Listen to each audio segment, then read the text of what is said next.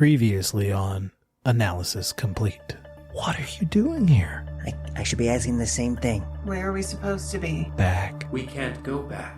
I am honored to be here in your presence. Whose presence? Why, yours, you little sunbeam. But you all have got to get back on that ship. You're coming with us? No.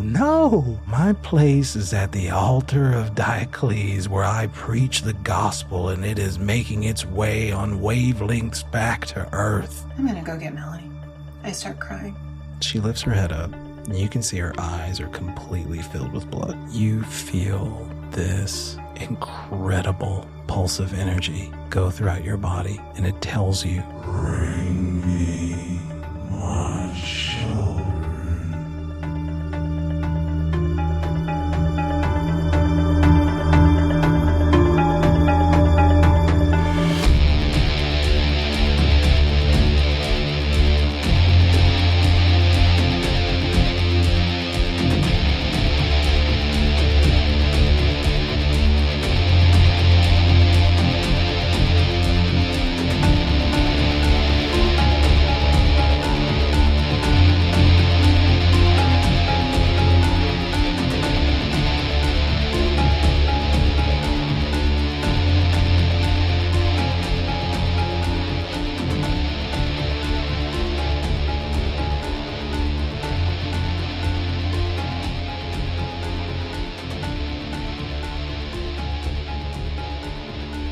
The pressure, the tension, the anxiety is coming.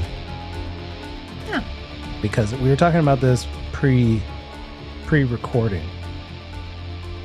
Two players, I won't name their names, Gail and David. Two players contacted me. And by contacted, Gail just said it while she was in bed one night. And David emailed me like a fucking professional and said, hey, how do we contact Earth? Can we do we've that? never talked about this. Is that possible? We never other talked people? about this in 6 episodes. We never talked about contacting Earth. Is that possible? And I thought about it, and I talked to them about it, because I do have a plan. I swear, I have a plan. And I was talking to them about it, and I realized it's because they're looking for mommy. They're starting to get a little worried. Not untrue. Everybody was talking a big game. We're gonna find our friends and everything, and then they met one the size of 2 minivans connected together, slightly smaller than a real bus, so I couldn't just say bus. And Rook's jacket and a hastily written letter, and they're starting to have second thoughts. No, I think it was the dude saying that God was on this planet. That's right.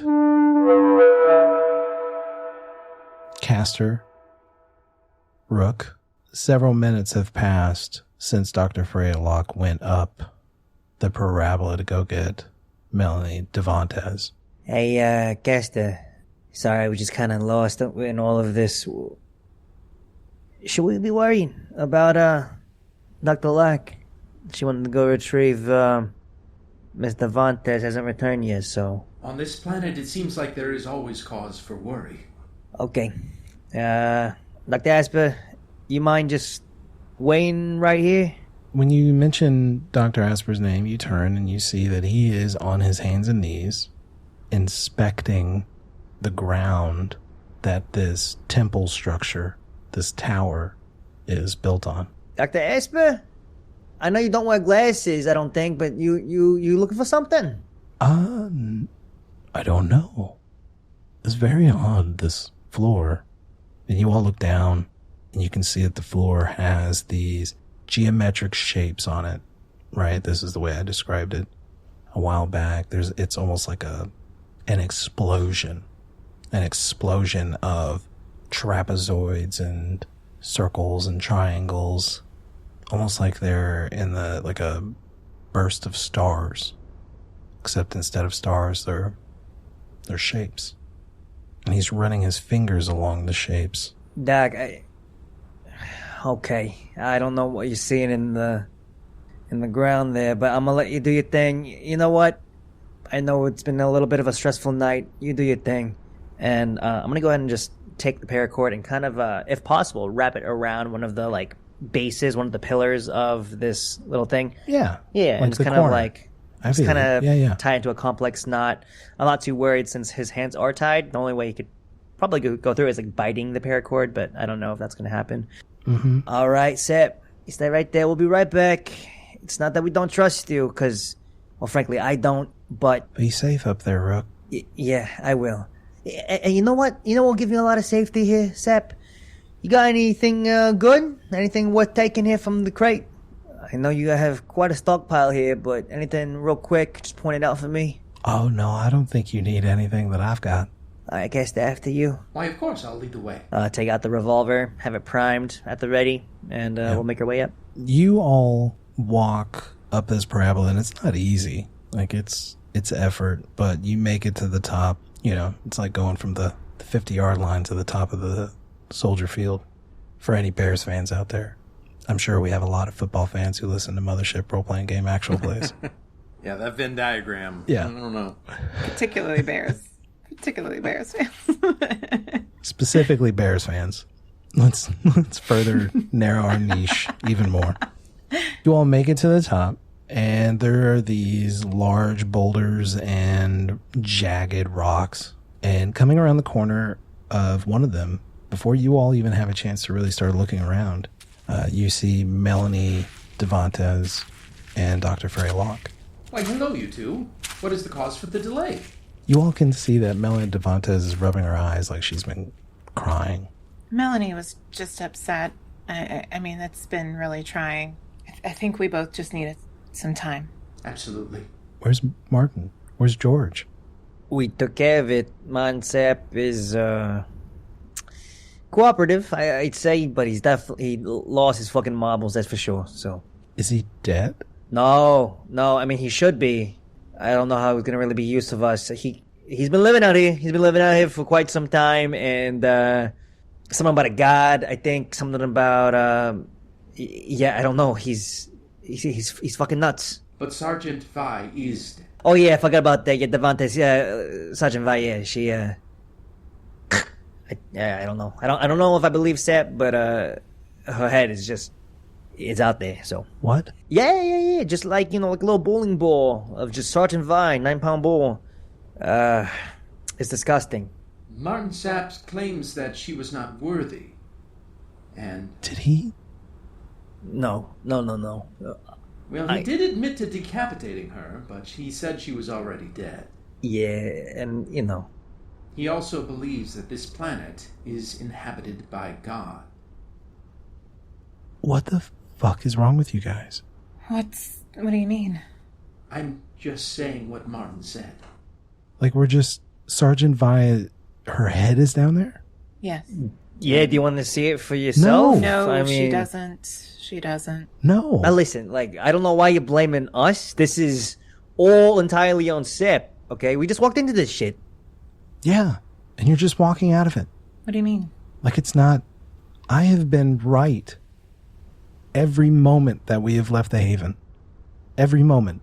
I said from the beginning there was no reason to go out, and every moment that we've stayed out here has been fucking awful. And it seems like I'm the only one who notices how fucking awful it is. You're not. Look at Rook. He knows how fucking awful it is. But we signed up to come here and figure out this place, and we have not done that. Seems like we tried. Seems like we failed. Seems like we're trying again, and hopefully not failing. But Martin is our crewmate. May have lost his marbles. Doesn't matter. We need to take care of him. Try and get him home. Try and get him medical attention, psychological attention that I can't give him here. I'm a field medic. We need to care about each other, take care of each other as much as possible, stick together as much as possible. Okay?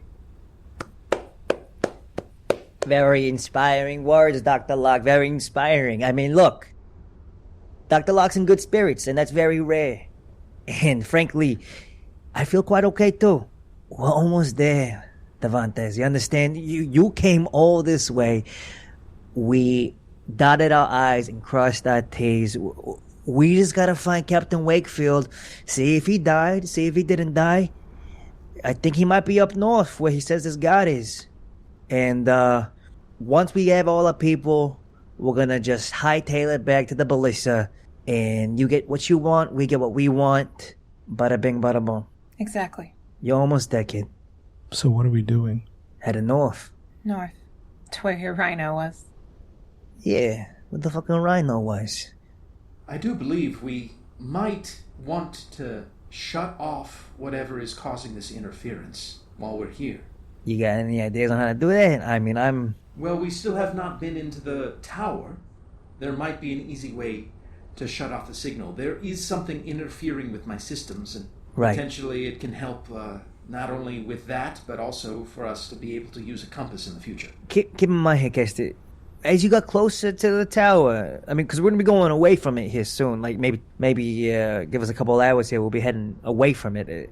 Was it getting worse, or has it always been this way? Well, it certainly has been getting stronger as we've been approaching, but I believe that this tower may be the reason why my memory was corrupted at some point. Well, we can't be having it corrupt twice now, right? So No. Okay, we'll take a look. Devantes, Yeah. if we're going to make it out of here, you got to be in. You understand? Are you in? Yeah, I guess I am. I don't want you to say, I guess I am. Are you in? Yes or no? Yeah, I'm in. All right, let's go. Give us a couple hours here down at base camp, down there in that pit. We'll find out what Sepp has been storing up. Maybe he'll give us a little bit more, little clues as to what the fuck he's been doing out here. Then we head out. Devantez picks up a crowbar from the ground and starts walking down the parabola. I don't think I've seen her smile one time this entire time with her. No. I don't know that I've seen many of us smile this entire time. Let's just get to work and get moving. Let's get this done. You all make your way down the parabola back to the tower where Martin Sapp has been staying for you're not sure how many days. When you get close, you can see Martin is sitting just outside the tower with the rope still tied to a corner, one of the pillars, and he's sitting on his butt, his knees up to his chest, and the sun's starting to peek through some of the clouds, just a sliver of sunlight before some more dark clouds start to swallow it up. And for a moment, you can see Martin Sapp with longer hair, bushy beard, and he looks up and smiles. His teeth are dirty and looks like maybe his breath is probably the worst you've ever smelled. And he just kind of waves. I'm gonna kneel down, maybe like 5 feet from him, and do a little wave back. And looking at the state of him, I'm gonna just smile and say, "Hey, Ma," and I want you to take a good look at me right now. Yeah? Do I look the same as when you last saw me? No. How about Dr. Locke? Does she look the same? No, sir. What's changed about us? It's hard to put into words. Is it like the way we carry ourselves, the way we look? You know, that's all pretty similar, which is kind of endearing. Yeah, okay. I'm gonna stand back up and just walk around and wait for everyone else to group up. You might want to give them a moment. They're having a little heart-to-heart chat. Sure. That's fine. Dr. Freya Locke, you can see inside the temple that Dr. George Asper and Melly Devantes are speaking to each other, and he puts his forehead on her forehead, and she hugs him very tightly, and then they separate, and he starts to walk out towards you. This is incredible. What? These are shapes. Yeah. We're not talking about weird dogs. We're talking about intelligent life. Yes. That's what we suspected. With the structure that apparently was seen on the drone. Well, there must be something that's given Martin this amount of belief in something godlike, something sentient. I feel an incredible amount of vibration. I feel like my bones are being tickled. It's incredible. Jay, do I feel this? If you take a moment to be still, And I do. you can hear something similar to a tuning fork, but one that is ringing from the center of the earth. Is it being here? In this satellite dish? Yeah, I wanna show you all something that I've noticed. Okay. And he escorts you all into the tower, under the arches, and he shows all the different shapes. And then in the center of the room is like a fire pit that has been made by Martin Sapp. And he says, Castor, help me with this. It's still warm. And it looks like an old, like a bin from the haven. Why, yes, what would you like me to do? I need it moved. That is what masons are built for. Thank you. And Castor, you lift up this bin that has these logs. You don't know where these logs come from because you guys haven't really seen trees. So presumably they would come from the forest, maybe to the north. And you move it out, and underneath is a perfect circle. And he says, that's what I thought. And he gets down on the ground, which is still warm from the fire that had been resting there. And he runs his fingers around the edge. And he says, I think this is a hole. A hole? I think this opens like a manhole cover. Would you like me to try to lift it? It's a little bigger. And he starts feeling around, and inside this circle are other shapes. Rectangles. And he runs his fingers along these rectangles, and they pop open to form these large handholds. The hands that would be able to get in here would be rather large, bigger than humans. Those are really, really, really big handholds. Castor, do you think you might be able to lift this? I don't know how thick this is. I can certainly try. Yes, please. Castor, I need you to do a strength check. Beep, beep, beep. And you can add, I don't know if you have anything else you can add to it. All right, I'll add my linguistics to it. Yes. Great. Now you're speaking my language. No, I have nothing adequate to add here. Let's see here. That's a 67. That's going to be a failure. Or can he add his linguistics like he's just going, fucking shit, get up, come on. If you can string together the perfect set of expletives while lifting this, it will unlock a new ability inside of you. Preferably in a different language. Yeah. Yeah, preferably in alien. You go to lift it and it's just too heavy. But you think that if you had something else that could assist you, like something mechanical maybe, something that could move it, help you move it, you might be able to get it up. Mechanical. Could someone help since it's extra large handholds? Yeah, Okay. maybe. I definitely don't volunteer. But I do say, does someone want to help him? Does it look like there would be like a lever point for like the crowbar to be able to help in this? Melanie Devontes holds it up and she says, yeah, we can do this. I'll help you out. And she crosses in front of Rook and shoulder checks him as she goes to place this crowbar into the handhold. As she does that, I smile underneath my breath, say nothing. I'm going to give you one more shot at this, Dave. So is it another strength check, or is it easier because she's helping me, or it is easier, so I'll let you have an advantage on it. an advantage? Okay.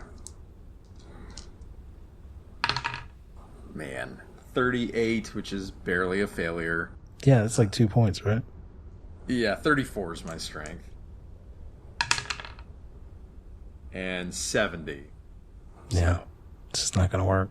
Hey, Sap, you ever fiddle around with this, what we're fiddling around with before? Or... He leans his head into view from outside. He's out there. Oh, what y'all find in there? Well, you had your little fire. We found a little Well, we think it might be a little hole down to the ground. Oh gosh, I didn't know nothing about that. You lying to me? No, sir, I ain't lying to you. I'm not surprised you guys found it. What do you mean? Well, you all are pretty special. Do you know what lies down here? I didn't know there was anything there. I just thought this was it. I mean, guys, what are we looking for? I mean, this is Looking really... for a way to turn this off, I guess. Right? And it's underneath the ground. I mean, technically, and if we think of a satellite dish, is it... There's a where do you power turn it button off? that you don't have to send groundhogs. Yes, but it's at the bottom of the dish. And this isn't a regular dish. Look, if we can't do this, then we should just get moving. You know, we could get a lot done this early in the day. Sorry, Castor. That thing won't budge, I don't think. Let us know if when we get farther away from this place. Let me know if it gets any worse, and maybe we'll find some answers to it later down the line. We could always, well, this seems like a drastic measure, but we could always throw a grenade onto it. Oh my now gosh. that is what I am talking about, Castor. Castor, did you... Now that's fun. In fact, the 2 handholds are big enough that each handhold could hold a grenade. This is a structure built by a civilization, first of all, that lives here. A group of beings had to have put this into place. Yeah. Do we really want to anger them by destroying it? How would we Dr. feel Locke. if somebody showed up and blew up the pyramids? Either way, Dr. Locke, if we find whatever made this thing, if we want to live here, we're going to have to kill all of them. You know? Who says we want to live here? I don't even know that we haven't done enough work to even figure The people that out. fucking hired us. If we want civilization to live here, we're not going to be sharing it with no alien cryptic things. We're going to kill everyone, last one of them. But we're not going to do that with just the 4 of us. I mean... Again, we're kind of stranded here right now, and yes, I'd like to get off, and yes, it'd be nice, but I think we should let, an army do that. Castor, as much as I like your plan, we have to be conservative with our firepower. I understand. I hope the signal does not cause any further interference. I hope so too. I mean, if this thing made you inoperable and we didn't have you here, then fuck yeah, I'm throwing both grenades at it. But a little static, a little interference, it's not gonna really do much for you. Hey, Martin, Yes, ma'am. if we blow this up, do you think that'd be okay? You want to blow up what exactly, ma'am? I'm a little confused as what you all are trying to attempt here. This structure, this piece. The whole tower? Well, I don't know want if we you can blowing blow it the all whole up, but at least tower. most of it. This is the Alter of Diocles. This is how I send my message. Just build another one. Well, I didn't build this one. I don't know if I could even figure out how to build another. Besides, I mean, you don't even need a church, you don't even need a temple, all you need is your word, your gospel, right, sir? You don't need this. Well, that is true. I don't need it.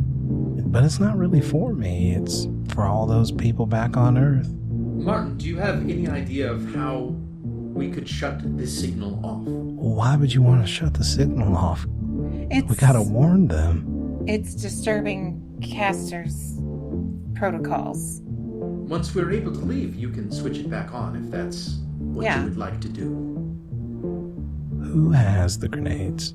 I'd like to assume it was me, because I'm the one that removed the vest off of Yeah, him. you definitely removed it. I don't know if we said what you did with it, but you definitely took them off. Yeah. Okay. Melanie Devontes says, I'm with Castor. I'm all in. You want to blow this up? So, what? Yeah. Nice. I mean, Dr. Esper? I am very curious about what's underneath, but I don't know if this is the right way to go about it. I abstain courteously. Well, I also abstained then, so that way it's 2-1, right, Dr. Locke? So it's 2-2-1? Is that the the draw? 2-4 blowing it up, 2 don't care, and well, it might even be 3. No, I is care. it 2-2-2? Do I Yeah. get a vote? I'm still a part of the crew. You are, Martin. You're very much a part of the crew. Jae question. Yes, ma'am. I know from my old Greek days. Diocles. Gosh, I don't know, Gail. Your old Greek days? I didn't catch that in the backstory. No, I didn't. I'm saying I remember learning Greek in high school. You learned Greek in high school, like the Greek stories. Yeah. I'm like, Sounds I'm saying, like do I Dr. Locke remember? was in a sorority. Yeah. Yeah. I was definitely in a sorority. The Alpha Beta days? No, I wouldn't know. I guess we'll have to make a roll to see if you know what Diocles means. Okay. Why don't I remember this? I feel like Gail knows this. Right. I'm not going to make you roll for this. Diocles is a pioneer. He's a philosopher and pioneer in medicine. Oh, okay. He was second to only, was it Hippocrates? Hippocrates. Hippocrates. With the Hippocratic Oath. See, I think I know that man. Okay, all right. Martin, Diocles. Is that the name of the being to the north? How the fuck you pull that out of your ass, Dr. Locke? What? Well, he said the Alter of Diocles. I don't know. But Diocles is, well, as far as I know, is a ancient Greek physician. It's funny you asked that question, man. That's what it felt like to me. What it felt like. This place. This place felt like a Greek physician? No. And he points at George Asper and he goes, you called it that. And George Asper looks at him and looks at the rest of you and he says, I'm not sure what he's speaking about. You were the one who told me about Diocles. Did he tell you this before? Or did he just tell you this now? No, he told me a long time ago when we first got here. Do you still have all your memories, Martin? Do you remember the full 267 days? I sure do. Do you know why the rest of us don't? Yeah, I do. Were we hurt, Martin? No, ma'am.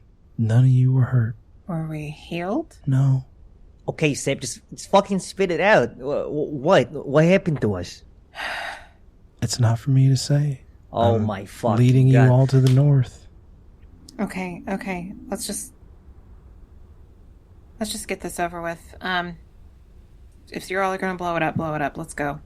Castor, are you gonna blow it up? Castor is going to pull George to the side briefly and just say, in confidence, I don't believe we need to blow this up. I think you are strong enough to lift this. Castor, I don't know if I want to do this.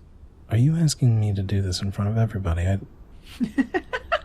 I don't feel comfortable with that. Hiding your gifts and how you can fully aid the rest of the group, I don't believe is in the best interest of our survival. If you're able to lift it, then that's 2 more grenades we have to protect ourselves later on. If you want, I can help you lift it, and even though you'd be the one that would be the one succeeding in it, we can make it seem like it needed both of our strengths. Rook, what if we loop it through one of these archways? The paracord, we use it like a pulley. That way all of us could help pull and help Castor. Yeah, I got a little bit of paracord left. I'm not too sure if it's going to be enough. The rest of it, I used quite a bit of it on Well, why don't we Sap. just take what's on Sap off? I'm going to look over at Sap. What's he looking like right now? Is he looking... He looks like a dog waiting for somebody to feed him a biscuit. I don't know if that... You guys really want to say what's fucking down there. Sure, let's do it. But he needs to be as far away from me as possible since I have the dangerous things. So have him be at the front, have him be at the back. I don't give a fuck. So have him be as far away from me as possible. I'll stand with him far away. You be on the other side of the tower. I'll be over here with him. Take the crate, too. All right, let's give it a shot there, Doc. Hey, Sap, you're free to go. As I begin to unravel the paracord from the neck first. You start to unravel this paracord from Martin Sap. And he says, I can help pull too. Right. I'm still part of the crew. You are. Now, just don't do anything that I wouldn't do. Please. Putting a lot of trust in you here. as I begin to slowly take off the wrist restraints, and then it's off. He looks up at you and he says, "I'd die for you, Rook." Yeah, okay, yeah, sure. I'm glad we're on the same page. All right, Sunbeams, let's pull up this hole. You all are able to loop through the handhold, the paracord, and you're able to thread the rope through one of the archways. Dr. George Asper, Rook, Melanie Devontes, Dr. Freya Locke, you're all able to grab a part of this, and you're going to tug of war this while Castor grabs the other handhold to also lift. Doesn't require any roll.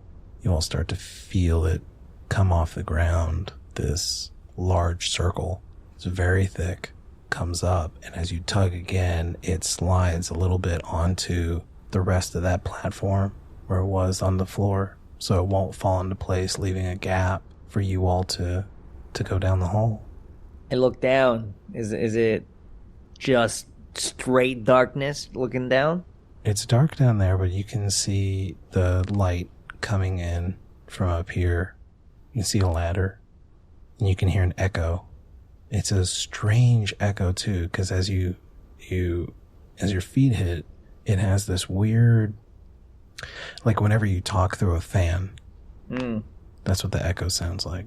Castor takes one of the glow sticks and snaps it and drops it down the hole. You do so. And after a very quick moment, you can see it land on a platform at the bottom of these stairs, you see it land on a platform at the bottom of this ladder. It's maybe 50 feet, 60 feet down. So not too far. But when it hits the ground, the sound it makes resonates so loudly, the hairs on your arms stand up, and it shakes you for a moment. Jeez Louise. Remind me Oh. of playing Operation. Oh, yeah. Well, this is the good brain tingles right here. I like this. I don't know what's going on. It's like an amplifier. Amplifies anything. Castor, we did it. You want to just head down there yourself? You need backup. Castor's already on the ladder, on the way down. Castor, you start going down the ladder. I need you to make another speed check, because you're going to want to move very slowly. Oh, so the speed check is to see how slow I can move? Yeah. Like how dexterous. Yeah. Oh. Because if he Okay. clomps down, I'm guessing, right, Jay? Yeah. Yeah. Okay. Okay. All right. Well, Oh. I failed 3 things already. Let's see if it's 4. 13. All right. That'll work. Your body controls itself as it heads down this ladder, and you make it to the bottom. Your eyes go into that kind of night vision. You can see that you're standing on a platform that has a large podium, like a console wrapped around half of it. And it has different types of geometric shapes embedded onto it. It looks like a soundboard at like a studio, like one of those big consoles, except instead of knobs and stuff, it's these geometric shapes. Connected to your platform are over 100 different cables stretching out to the ceiling, and they vary in width. Some are as big as your arm, and some of them are maybe a foot in diameter, but they look like massive metal cables. Is there some sort of like master system? Does it seem like there's a screen of some kind down here, or No, no? it's just this console. Okay. I'm gonna start trying to interact with the console and see Okay. what happens, I guess. Yeah. I need you to make this. What I need. You're looking at this and you're trying to see if you can parse out some type of reasoning, a logic. You can identify that this looks like some type of interface. Yeah. So how do these shapes interface? So I'm going to ask you to make a computer check, and I would I would actually allow you to put linguistics on it if you wanted to. What about hacking? Is this kind of... Sure. Yeah. So hacking, but not artificial intelligence in that. Okay, so like hacking and linguistics plus my intelligence. Yeah. Okay. Okie dokie. That is a 1. That's so... Nice. That's awesome, man. You turn this on. You find something where you're able to shift these geometric shapes so that they line up to each other. And you can hear all of these strings start to pulse. Dr. Locke, Rook, George Asper, and Melanie Devantes, you all are at the bottom of this parabola. And I need each of you to make a body save. Oh no! Yeah. Oh, dang it. So close. I failed. Okay. Success with a 6. Oh, man. All right. Gail, you are going to take 2 points of damage as this thing starts to vibrate your skeleton inside your body. And he hasn't even started to really mess with it yet. Whatever is going on, you all need to not be here while he does it.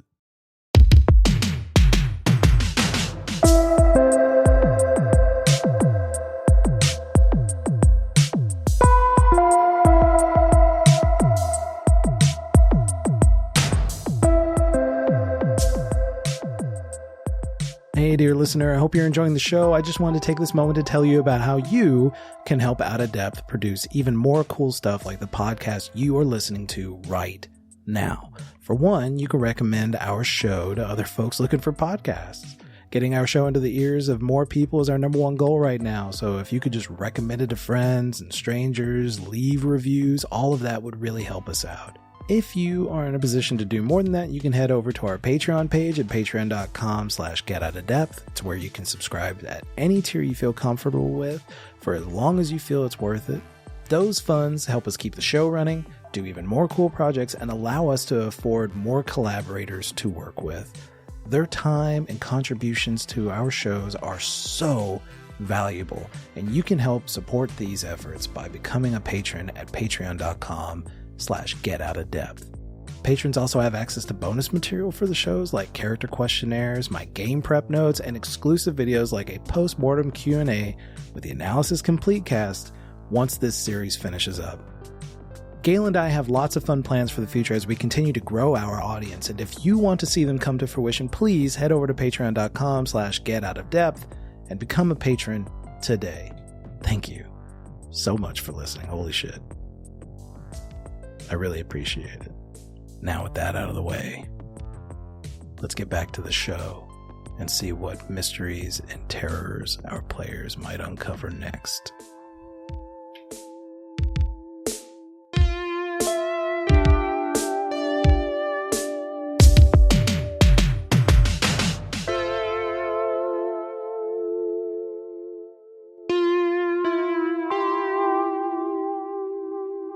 Castor, you can tell that the frequency in your system is it's intensifying, and you know that if it's bad down here, and you think you can handle this because you're made of nuts and bolts and stuff, but it is probably not safe for your human companions upstairs.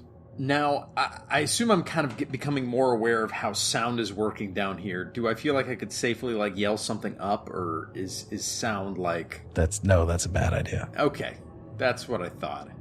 I was just making sure that... Guys, get out! And our ear... Everybody's heads explode. Yes. You guys should leave. Yeah.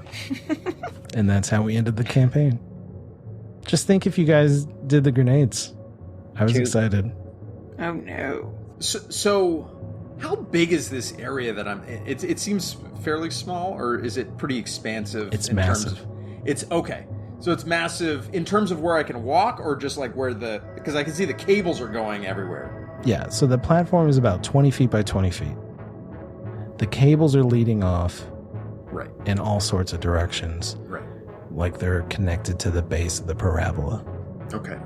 So Castor's going to kind of walk down to the bottom of the ladder and kind of, hold up the glow stick so that everyone can see him, and just kind of non-verbally trying to communicate of like, come down or go out kind of thing. Like, yeah. Rook, you see this. I think he's calling an audible.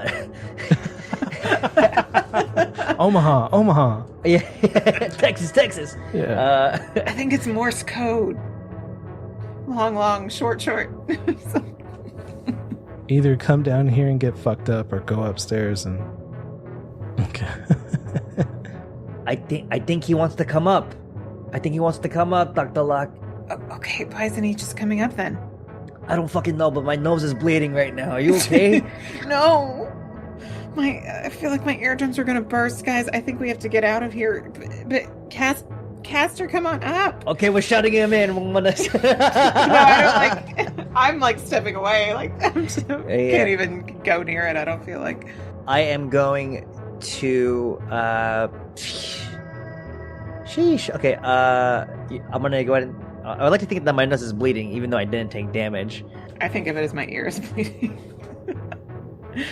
I will go ahead and just take some of the blood from my nose and just draw an arrow on the ground right from the ladder towards the southern part of the parabola, and just begin to start walking, because it is hurting me, but I'm not taking damage. Yeah, not yet. And I'm not looking too good with my one wound, so I'm going to immediately don't want to keep fucking with this. Keep going south. You, I hear you. Not even telling anyone else to go. I'm just fast walking. Yep. Over there. Rook is starting to head up the parabola at the south. I do take a moment to like lean down and make this move with Castor, and I grab like Martin and Mel. Martin and I'm trying puts his hand on you, and he says, I want to go see. I think it's going to hurt. I'm protected by the word of God. Oh, okay. And he starts heading towards the hole and disappearing down it. Oh, God. Oh, my God. This is so fun. He starts crawling down very slowly, and he's looking around. And as you guys are moving up the parabola as quick as you can, which is exhausting, but Martin Sapp says, well, I didn't know all this was down here. And the room starts to vibrate.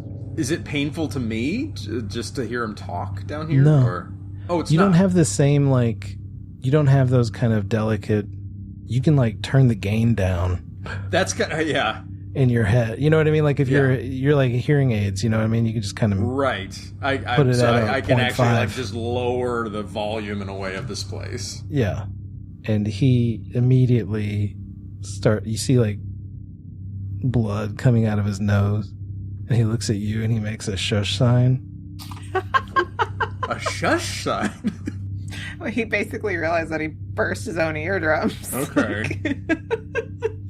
Oh, shit. And then he points over at the console and his eyes are huge. He's like, what is that? But he's mouthing it. Oh, man. Castor can't believe that it's just him and Sap down here. And David's like, what the hell? Castor's going to kind of shake his head and point out. And he shakes his head back at you. You said. He's wording. He's mouthing to you. We'll go get them later. Okay. Casper's also going to kind of turn down his voice in case that can hurt Sap. Yeah. And just say, I don't know if it is safe for you down here while I operate this. I'm protected by the word of God, Castor. If you say so. And I do. So, I know you were able to let me add linguistics to me seeing shapes. Am I able to see patterns to this? Am I able to see any type of indication with a that one? Yeah. That this could be a language or a mathematics or numbers or anything like that? It's mathematics, and it looks like it's a relationship between mathematics and musical notes. What?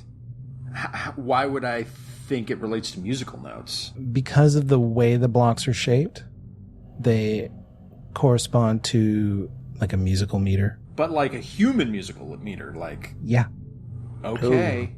Ooh. Like a 5-6 bar staff. Yeah, okay. Something like that, yeah. All right. Like you catch that, and then you're kind of parsing out the way these blocks move, fill in the space of like a bar of music. Can I try and read the music? Can I figure out what notes it's trying to... Actually, because you're a computer person, there are about as many strings here as there are in a harp. Wow. Well, you said it was over 100 cables, but... Right? Did I say 100 cables? I thought you said it was over. I think I meant 100 feet. Oh. So there's 100 feet... There's 100 feet of, like, one cable? Of many cables. Okay. And each one is 100 cables, or in total each one is like 100 feet? Yeah. Okay, so... They're just different thicknesses. Got it. 47, or, yeah. Okay. So over 47. Mm-hmm. Castor is going to wait like a good... Does 10 minutes seem like a reasonable time for everyone to get out of this bowl? Yeah. Okay. So Castor's going to wait like 10 minutes or so before going back and interacting with this system and seeing what else he can do. Martin Sapp the whole time is just like anxiously like, now, when now? Yeah. So when he continues to interact with it, like how is he able to manipulate? He's not doing anything. He's waiting for you. Oh, no, I'm sorry. I'm saying me. I'm trying when Castor is trying to manipulate, you're moving blocks and geometric shapes like pentagons, and you're fitting them together like a, what do they call those shape puzzles, parallelograms or whatever. You know, what am I talking about? You know what I'm talking about? Where you're like trying to make a dog with different geometric shapes. Sure. One of those. Yeah.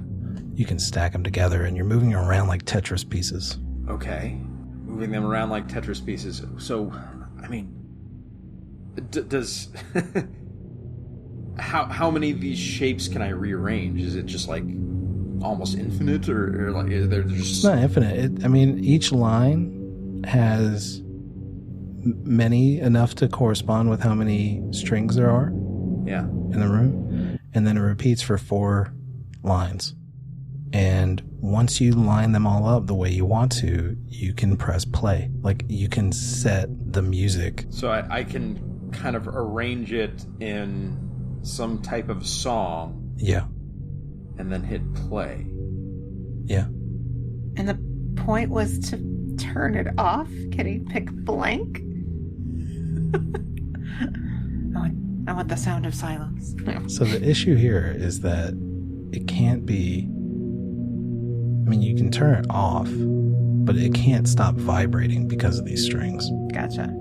Okay. So the signal will continue to exist as long as these strings exist. If Castor was to try and disconnect any of these strings, does that seem something that would be easy or feasible? Not saying he's doing it, I'm just... Not with any tools that you have that you could do that, no. Martin. Yeah. I can't believe I'm about to ask you this, but... does God have a favorite song? God loves all his children. This language seems to interact with shapes and bars of music. Do you know anything about how I could interact with this? I think whatever song you want to play, he's gonna love. Music is divine, my friend. Castor, first of all, I feel like Castor has a basic understanding of music. Can we say that that's fair? That Castor would know totally how to... fair. Okay. Yeah. All right.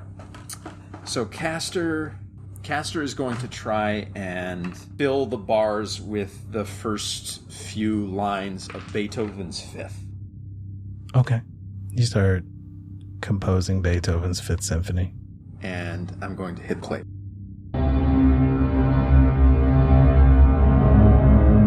As the song starts to play, you hear these mechanical devices start to vibrate underneath the platform, and they're like hammers come out and start striking the strings, and the vibration down here is so intense that it would be deafening, literally deafening.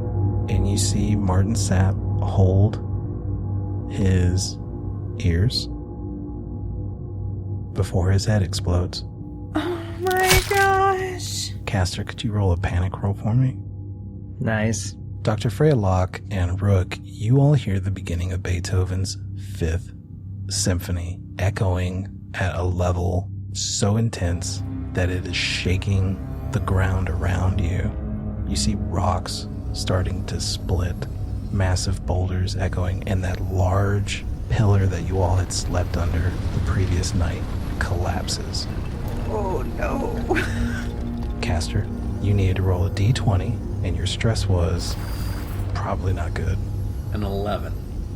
And did you fail? I haven't rolled yet. I was waiting for you to Oh, come my back man, my man. That's how I like it. Yeah. All right. That's right. Here we go. Here we go. We got an 11. It's a 14. You do not panic. I'm going to get you guys one of these days. I mean, you got Rook. I did, but I mean, I just gave him nightmares. Yeah. I want to get that wild shit. See, I reversed it in my head. I was thinking I failed by rolling over. I was like, oh no, that's right. That's right. No, yeah. I'm fine. I know I failed my body save a second ago. Saves also increase stress? Yeah. Saves and failed saves. Okay. Oh, yeah. I just wanted to make sure I was capturing it correctly. Okay. Correct. So you should have added a stress, yes. Yes. Does anything change down here by that song being played except for an exploding head? Nothing down here changes now. Castor's also having a very unique type of, like, almost malfunction just from, like, he's not allowed to harm humans. And he's just done something that has caused the death of a human. And yeah, I almost feel like I need to do, like, a sanity save or something, too. That was the panic roll. You're right. Yeah. It's a It was all panic built roll. into that. But that's, all right. So, We have a broken-hearted android right now. yeah. Oh no. I imagine him just going like, he knew what he was getting into. He knew what he was doing. He came down here. I told him to leave. Why did he not leave? I told him to leave. What if, Castor, what if you didn't wait long enough? What if your friends are still in the parabola? Oh no. You are evil. Oh my. What have I done? I should have waited an hour just to be safe. I should have gone up. I should have communicated with them. Why was I so reckless? I was just so reckless. The opening moments of Beethoven's Fifth have played out, and the vibration of them is just starting to die out and settle. Is there anything that Sapp still had on him? Like, any personal items or any... No, most of that stuff was taken off him. It was in his vest. But I know all he of us does had, have like... a pair of dog tags, yeah. Yeah. I'll take his dog tags, and I'll nervously start to climb, worrying that I just killed my companion. Meanwhile, Dr. Freya Locke and Rook, you guys are seeing this landscape shift, like a tectonic shift under your feet. It is horrifying. I need you guys to make a fear save. Oh, hey. Castor isn't with us, so we don't make it a disadvantage. That's true. That's right. Always That worked look on the out. Well, bright see, this side worked out of life. absolutely perfect. I rolled the exact same thing, which I don't know if that's... No, it's not enough. Shoot. I keep rolling a 36, which is right over my saves. I fail.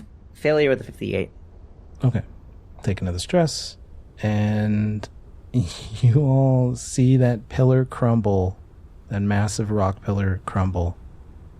And for a moment, you feel like the entire earth, the entire Wolfram 16 is about to open up and swallow you.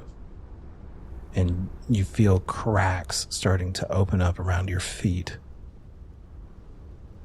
And just as it starts to get to the point where you're fearing for your lives, the music stops. Oh my gosh. Yay, so What the hell was the point? Oh Yeah. my gosh. Are Castor and Martin okay? Yeah, do you know? That's a great question. I don't know if I want to go back to find out. I don't No. We are staying right here. Devontes? Shh. You okay? No. Yeah, me either. Let's give it a few minutes here. Sap and Castor should be coming right up. Fuck my nose. Ugh. And as you say, fuck my nose, here comes Castor, stepping over the ridge. You're alive! Oh, you're all still alive. I thought I might have killed you all. Oh. Yeah, we thought so too. Where's Martin? What the fuck? Yeah, first off, where's mine? Where's the... He's still part of all over me. He's... Picking up like brain matter off of my head. Yeah, Castor's covered in blood. What the fuck did you do down there? He said he would be fine. He said he was under God's protection. There's a system down there where you could interact and seem to play music. He said he would be fine. He insisted upon it. I told him to leave. I begged him to leave. Okay. Let's... It's okay. It's okay. I'm very confused right now. I don't even know. Are we done? Can we go? Curiosity was always considered quite a sin among androids, and here I am, an android with curiosity, killing a man. What have I done? Castor, is it done? Is everything done? Is there anything we need down there? I don't know what down there was. I meant in where Martin's stuff was. Did we grab that stuff? I have no idea. You have the grenades. You have that tactical vest. Yeah, I don't know about any, but I don't think we grabbed any of the guns or anything like that. No. Do we need anything? Or can we get out of here? I don't want to be near this thing anymore. Castor, I'm sorry, but you're more messed up now than you were before. Down there was many different chords all interacting with the shapes that we've seen on the area down below, and I could make music. Okay, I'm done. We're going. We're leaving. I'm heading north. I'm out of here. I'm done with this place. Oh my god. Devontes, you might have been right. Oh, I know I was. Alright, let's just keep going, I guess. You know, Devontes. Yeah. Yeah, you were right. And at this point, I just want to see the other twist ways that we're going to get fucked up on this planet. You know what I mean? If you make it out of here, if any of us make it out of here, it's going to be a miracle. So, if I die, I hope it's a good one. Before we go, I just need to say something. I pause and turn. For Cass, for Sergeant Vi, for Sap, for Barry, any man's death diminishes me because I am involved in mankind. The best people possess a feeling for beauty, the courage to take risks, the discipline to tell the truth, the capacity for sacrifice. Ironically, their virtues make them vulnerable. They are often wounded, sometimes destroyed, and therefore never send to know for whom the bell tolls. It tolls for them. May that be the last death that we all have to share. Thank you, Castor. Damn, you should be a poet. Is that an original? That's Ernest Hemingway. Don't know who that is. Cool. I read his book to you while you slept. You all start moving north. Is the plan to continue towards the forest that was unmarked on the map? Yes, I believe so. Now we're headed to the dome, or is which is in the forest, or it's on the other side of it. Oh, totally. I don't know if we want to stop before I don't know. I can't remember that. Can we look at the map? There's two hexes. Yeah, sure. Has this feeling in my head changed at all in terms of this interference, or it's exactly the same as it always was? Oh, it's exactly the same. Yeah. Okay. That's what I figured. Yeah, so within this day, you all will be able to go through one more rocky terrain hex, and then you'll choose which one of these forest hex you'll want to go through. But that's as far as you're going to make it today. Through the rocky hex, or through the rocky and the You guys forest? get two hexes. period for the day. Yeah. All right. You all continue moving.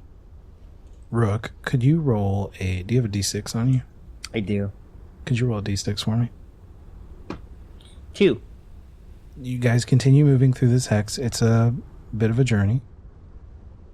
It's hard, but you guys have adjusted to it. You're no longer wearing your suits because they're not really useful. Well, we left them under that rock, and now they're crushed. Yeah, that's right. They're gone forever now. You all start heading into this rocky area, and Rook, you spy with your little eye something glinting in the sun. Something made of metal. It's large, and it looks like it's tucked back behind a boulder. A reflection of some sort. I don't think Rook poses this as a threat, really. So no need for binoculars. Just making your way over to it? Just walking straight over, just kind of like signaling to the group. There's someone over there.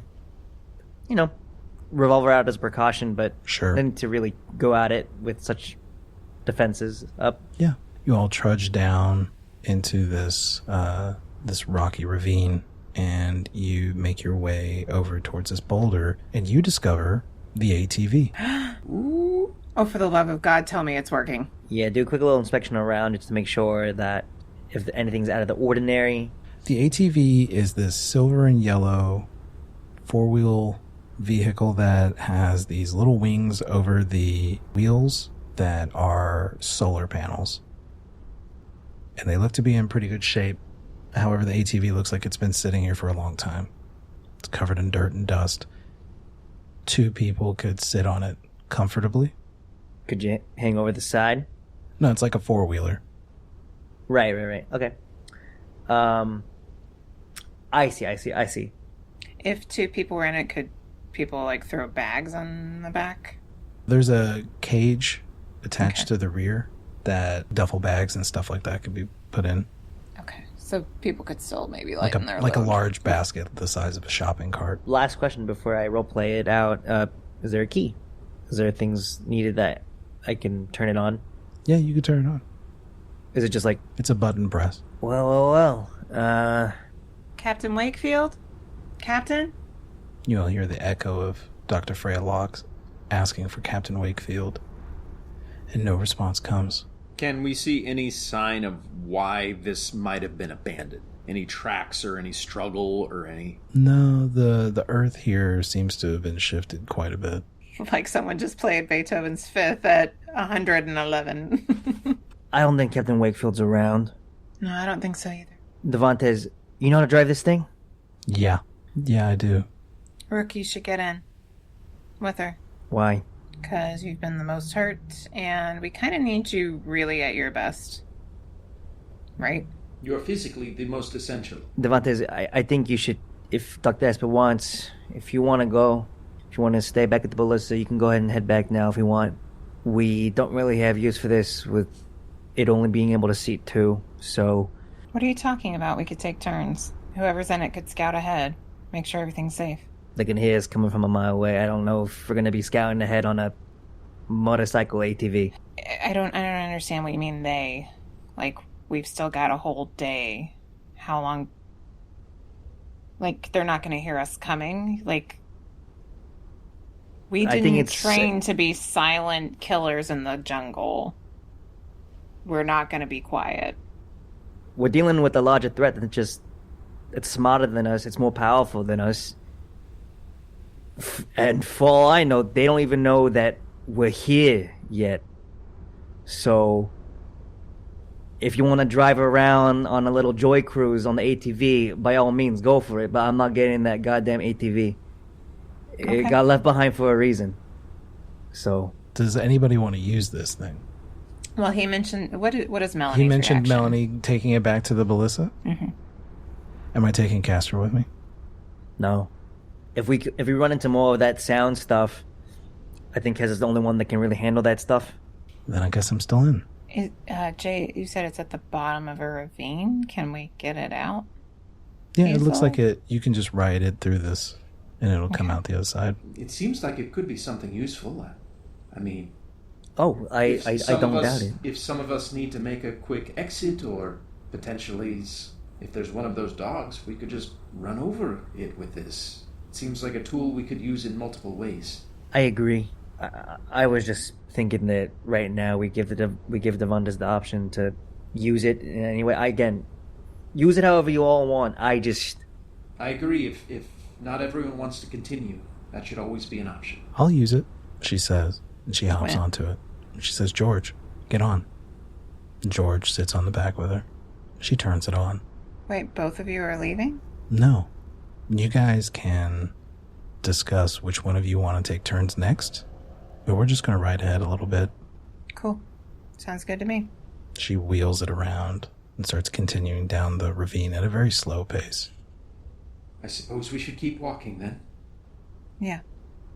Castor, I have a question for you. Of course. I know this must be hard to talk about, but I was surprised that you said it. You said,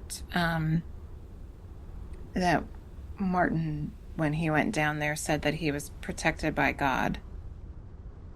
Yes, I asked him to leave, and he said he was under God's protection. And do you believe in God? I believe that nothing on this planet makes sense with the laws of nature as we know it. So, I believe we cannot predict what is possible here, because anything may be possible. So, if you're asking me if I think that we might be going to visit God, I would say that might be true. I let Martin go down there too, because he said that. You know, back on the Ballista, he said that he thought God would be disappointed in us for coming. And I asked him if he believed in God, and he asked me if I did, and I didn't answer. But the truth is, I don't know how any biologist looks at the way biology works and thinks that there is no God. I don't know if that God is benevolent or malignant or anything like that, but it's there. So what do you feel about this place? Do you feel like we may be going to see your creator? No, maybe not mine. Maybe there are different creators. You see, cells make up tissue, and tissue organs, systems, organisms. They all work together, and the organisms themselves work within the habitat, within the ecosystem. If you take a specific organism out, you wreck the ecosystem. And meanwhile, if you introduce an organism that was not a part of that, you also wreck the ecosystem.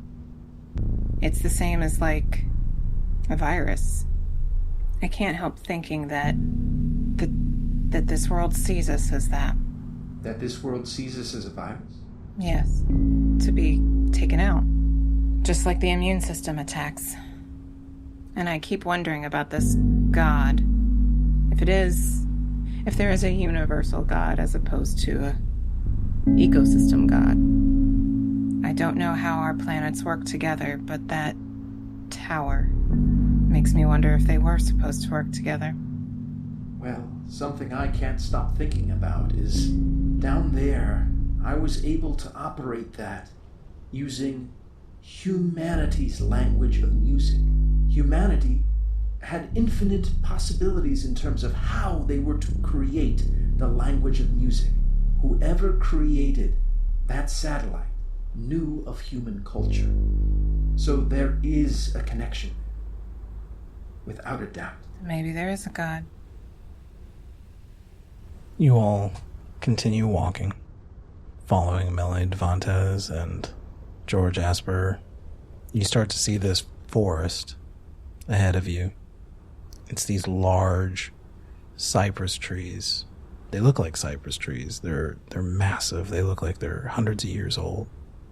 These huge mounds that are their roots are created, and they look like the size of igloos, these root bases. So going into it looks like it's going to be almost like a maze around these hills. There's not branches until this large green canopy. Unlike cypress trees, they have these just thick, rubbery looking leaves. So the forest looks dark and ominous as you approach. Melanie Devantez turns on the ATV, and you can see her saying something to Dr. George Asper. And then they both look back at you and point towards the tree line. You all see a figure running. They're not running to you, they're running from you. They trip over one of these roots and come up quickly. And they look back terrified. And you all can see quite clearly a face that you've seen for the second time. The face of Cassidy Garland.